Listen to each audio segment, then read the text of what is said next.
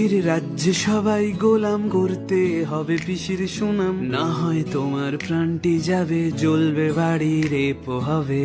এ কেমন রাজ্য বলো, সাদা শাড়ি হচ্ছে কালো, ভালো মানুষ খালি পেটে, মন্দরা সব রাজ্য লোটে।